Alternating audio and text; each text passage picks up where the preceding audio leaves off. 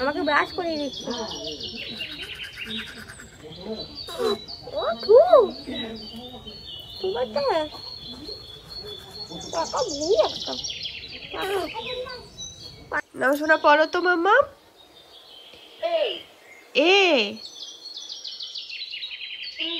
B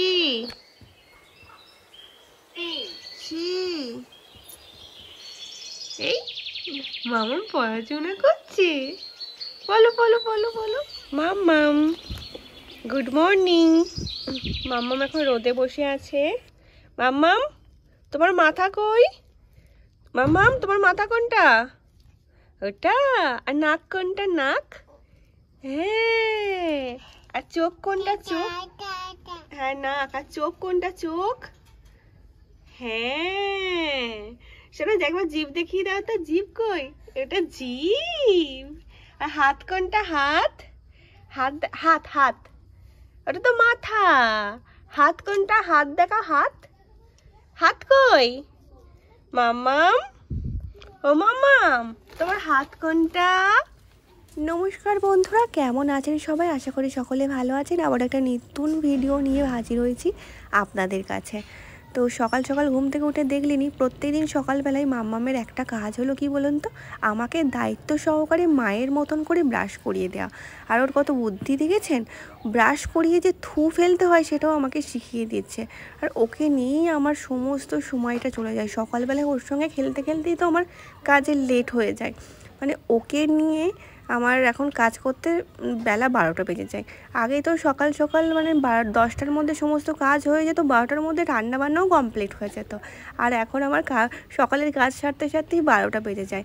আর তার মধ্যে এখন শীতের সকাল, একটু আলসেমি লাগে, শীত লাগে। সেই কারণে মামামের সঙ্গে একটুখানি বসি, ছাদে বসি, একটু গল্প করি। তারপর ওকে একটুখানি পড়াশোনা করালাম। মানে পড়াশোনা মানে কি, ওর সঙ্গে মানে এর সঙ্গেগুলো পরিচয় করিয়ে দেওয়া, ওর এগুলো খুব ভালো লাগে। দিদি যেহেতু পড়তে বসে, আর দিদির বই নিয়ে না খুব টানাটানি করে, সেই কারণে দিদি ওকে এই বইটা গিফট করেছে, যেটা হচ্ছে ব্যাটারি সিস্টেম। বললেই মানে টাচ করলেই এটা বলবে। দিদি ওকে গিফট করেছে। যাই হোক, এরপরে চলে এসেছি ছাদে স্নান টান করে। আমার যে দুটো শাড়ি আমি সবসময় পরি, সেই দুটো শাড়ি না একটু সার্ফে দিয়ে ভিজিয়ে দিয়েছি, মানে কেচে দিয়েছিলাম। যেহেতু সবসময় শাড়ি পরা হয় না, এই ভিডিও পারপাসে পরা হয়, তাই শাড়িগুলো পরে থাকতে থাকতে দেখবেন একটু কেমন গন্ধ বেরোয়।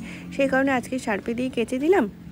তারপর চলে এলাম ছাদে। আর রোদ্দুরটা না আমাদের ভীষণ মানে রোদ্দুরটা দেয়। আর শীতকালের জন্য ভীষণ ভালো, কিন্তু গরমকালের জন্য ততটাই কষ্টকর। ছাদে দিলেই কিন্তু জামা কাপড় খুব তাড়াতাড়ি শুকিয়ে যায়। আর এই আমার শীতকালটা আমার বেশিরভাগ সময়টাই না ছাদে কেটে যায়। সকালবেলায় ঘুম থেকে উঠেই চলে আসি ছাদে রোদ্দুর পোয়াতে। তারপরে এখন ছাদে হচ্ছে গাছপালা নিয়ে একটু থাকি। গাছের মানে গাছপালা এখনও বসানো হয়নি, গাছের কিন্তু পরিচর্যা করতে হয় অনেক।